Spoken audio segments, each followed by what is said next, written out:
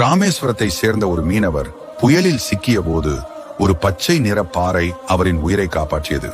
அந்த பாறையின் தெய்வீக தன்மையை உணர்ந்த மீனவர் அதை எடுத்து வந்து தனது வீட்டின் வாசல் படியில் வைத்தார். சில நாள்கள் கழித்து பாறையின் கடல் பாசி மறைந்து அது பளபளவென மின்னியது.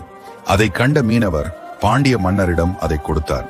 அதன் மதிப்பையும் சிறப்பையும் உணர்ந்த மன்னர் அதிக பொற்காசுகளை பரிசாக அளித்தார். அந்த அரிய கல்லை உத்திரகோசமங்கையில் நடராஜரின் சிலையாக வடிக்க மன்னர் முடிவு செய்தார். அதற்கான சிற்பியை தேடிய போது யாரும் கிடைக்கவில்லை. இதனால் வருந்திய மன்னர் மங்களேஸ்வரர் சந்நிதியில் வேண்டினார்.